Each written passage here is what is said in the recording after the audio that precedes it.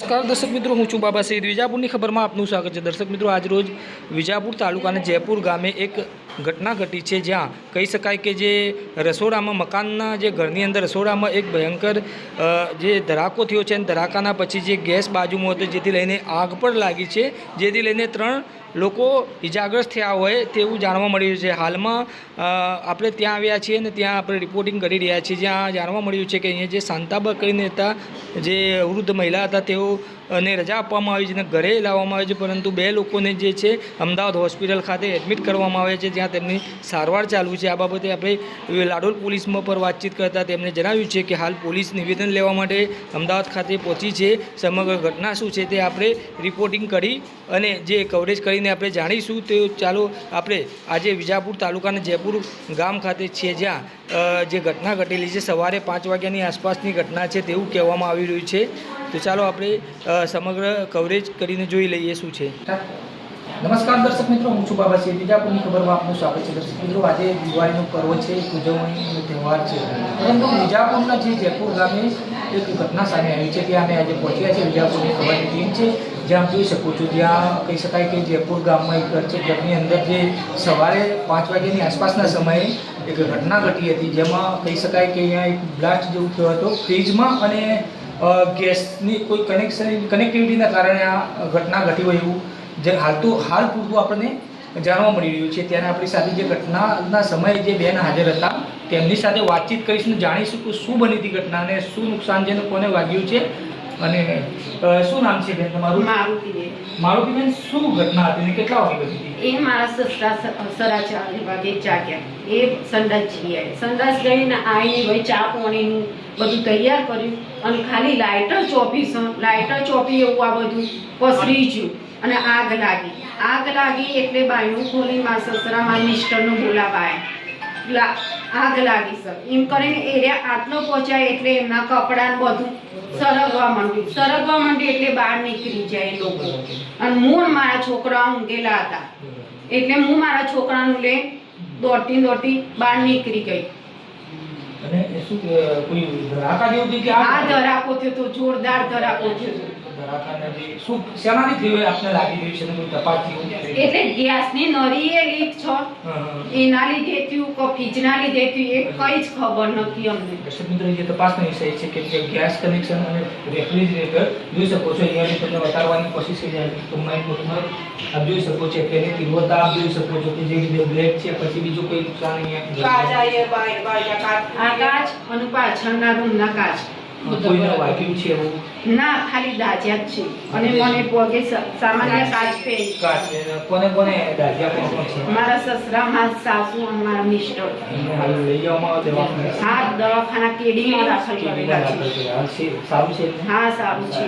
અને તમે ફાયર બ્રિગેડને કે કોઈને જાણ કરી હતી આવું ઘટનાઓને? તો પડોશીઓએ કરી હતી. તો શું તમે આવી ગયા હતા? ના, નથી આવ્યા. પછી આવ્યા હતા? ના, નથી આવ્યા.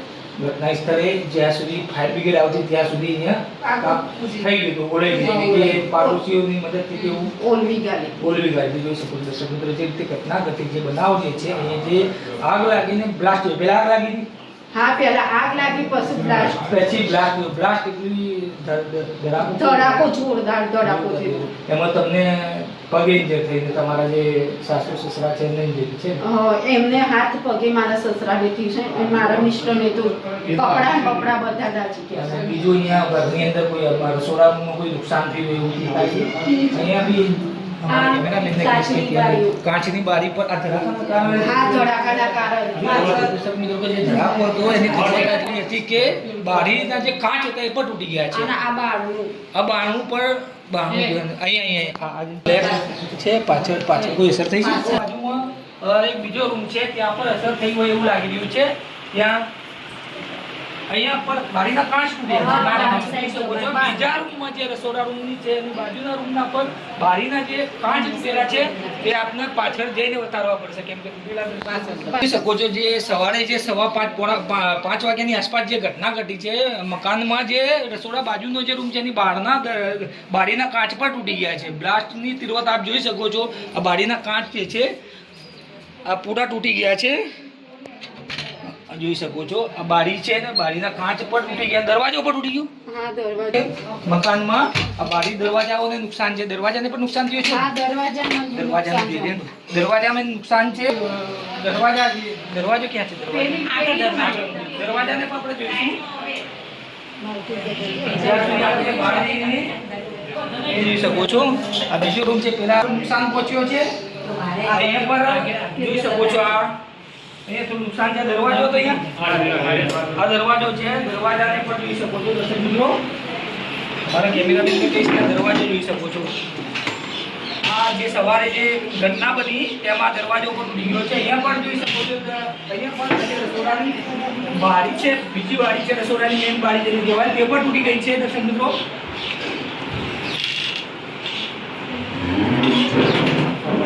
આ બાજુ જોઈ શકો છો. પડદા બી જે છે અહીં સુધી અસર આવી ગઈ.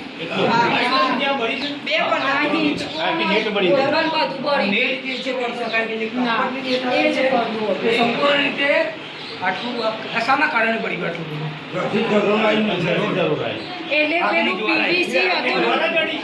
પીવીસી હતું, પીવીસી હરગ્યું ને એટલે બધી દરોડ આખા ઘરમાં ફેલાવા માંડી. આ દરોડ અડી જઈ છે. દરોડ એટલે અગ્નિ સ્વરૂપ હોય છે. પોલીસ વાળાઓ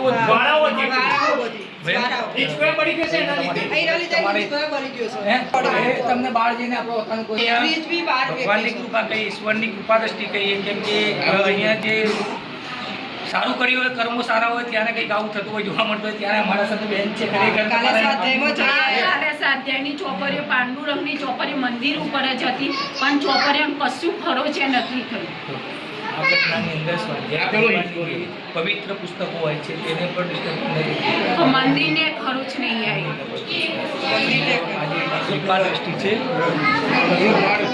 આ નાના છોકરાઓ પર જે ત્યારે ઘટના બની ત્યારે રૂમમાં જતા ને આ રૂમમાં હતા નાના છોકરાઓ પર જોઈ શકો છો જે રીતે એટલી મોટી ઘટના જોઈ શકો છો. આ જે હિંચકો છે, જે ઝૂલો છે તે પણ સંપૂર્ણ બળીને ત્રીજા રૂમનો હતો. રસોડાની બાજુમાં રૂમ જે છે એના પણ બાજુમાં રૂમ છે, ત્યાં આટલી આ જ્વાલા છે આગની જે કહેવાય તેનાથી બળી ગયો છે ને બેન? હા તેનાથી જ બળ્યું.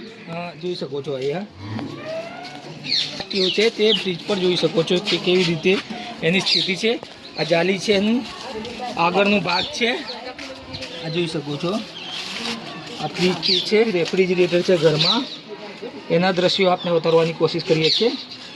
પાછળથી શું ઘટના હતી સવારે? સવારે 4:45 વાગે આ રીતનો ગેસનો ફાયર થયું. એના પછી ફ્રીજમાં બ્લાસ્ટ થયો. એના પછી ઘરમાં જે જાળી તૂટી, બહારનું તૂટ્યું, છોકરો અંદર હતો, બાળી અંદર હતી, દાદાને બળ્યા, ભાઈને બળ્યો. આ બધી તકલીફો પડી. પડોશમાંથી આવી આજુબાજુના બધા રહેવાસીઓ આવીને અગ્નિને શાંત કરી, પાણી છોટ્યું અને ભાઈને તાત્કાલિક દવાખાને સારવાર માટે મોકલવો પડે. હાલ દવાખાને છે? હાલ દવાખાને અમદાવાદ, ત્યાંથી હિંમતનગરથી અમદાવાદ ત્યાં એડમિટ કરવા પડ્યા છે. આગ કઈ રીતે ઓલવાઈ? પાણી છાંટ્યું, કપડો નાખ્યો, ગાડલો નાખ્યો, એ રીતે કરી આ લોકો ગુલવી છે. જોઈ શકો છો પાડોશીનું જે કહી શકાય કે જે પ્રયાસો હતા, જે પ્રયાસોના કારણે આગના ઉપર કાબુ લઈ શકાયો. જયપુર ગામ, વિજાપુર તાલુકો અને જે આડોશ પાડોશના લોકો હતા ઘટનાને લઈને સીધા તમે આ ઘટના ઘટી એટલે સીધા ઘરમાં જઈ ચાલુ ફાયરમાં હું ઘરમાં જ ગયો. ઘરમાં જઈ અને બધું જે અંદર લોકો હતા ને પાછા છોકરાઓને બારણી બધાને બહાર નીકાળે. એ લોકોએ જઈને ઘરમાંથી બહાર કાઢ્યા અને જે ઇન્જર હતા તેમને ફટાફટ દવાખાને પહોંચાડે, જેથી લઈને મોટી જાનહાનિ કે જે થવાની હતી એ ઘટી ગઈ છે. અને એક સુખદ વાત એ છે કે અહીંયા મોટી જાનહાનિ નથી, પરંતુ ઇન્જર્ડ છે એમના જે બેન હતા આપણી સાથે, એમના સાસુ સસરા છે. શું નામ છે એમનું? શાંતાબેન છે ને ગિરધરભાઈ, બંને દાજી ગયા છે. દાજી ગયા છે અને એમને હાલ કેડી હોસ્પિટલ અમદાવાદ ખાતે એડમિટ કરવામાં આવ્યા છે, જ્યાં તેમની સારવાર છે. સારા સમાચાર છે કે તેઓ મૌલિકભાઈને પણ ઇન્જર્ડ છે. મૌલિકભાઈને વધારે તકલીફ મૌલિકભાઈને શું થયું હતું એમને? એ જ મળ્યા વધારે મૌલિકભાઈ જે છે 70% વધારે. હા તો એમને પણ એડમિટ જ છે કેડીમાં. મૌલિકભાઈને પણ ઈજા થઈ છે ને શાંતાબેનને પણ ઈજા થઈ છે. ઘરે છે એમને ઈજા થઈ છે, પરંતુ સામાન્ય ઈજા છે. ટ્રીટમેન્ટ ઘરે એમની સારવાર કરીને એમને ઘરે લાવ્યા છે. પરંતુ મૌલિકભાઈ અને ગિરધરભાઈ બેને તકલીફ છે ને હજી સારવાર ચાલુ છે. ખાસ કરીને મૌલિકભાઈને વધારે પડતી ઈજા થઈ છે, જેના દ્વારા પછી એમને શાંતાબેન ની વાત કરીશું અને એમને પર વાત પૂછીશું. પરંતુ જે વધારે ઇજાગ્રસ્ત થયા છે તેમાં ગિરધરભાઈ છે અને મૌલિકભાઈ છે. મૌલિકભાઈને ફાંસી જાય છે. ગિરધરભાઈને બી ઈજા થઈ છે અને તેઓને હાલ કેરી હોસ્પિટલ ખાતે એડમિટ કરવામાં આવ્યા છે. જોઈ શકો છો દર્શક મિત્રો, અહીંયા જે બીજા નંબરનું મકાન છે ત્યાં અહીંયા પર જે અસર થઈ એટલી વખત તમે બાજુમાં હતા ને એ ચોપાળમાં વસરીમાં હતા ત્યાં બા વસરીમાં હતા ત્યાં બી તમને ઈજા લાગી? ત્યાં બી ત્રિવતાથી આગ લાગી હતી? એવું છે. બરાબર બરાબર. જોઈ શકો છો દર્શક મિત્રો, જે વિજાપુર તાલુકાના જયપુર ગામે ઘટના ઘટી છે. સવારની ઘટના છે, આકસ્મિક ઘટના છે.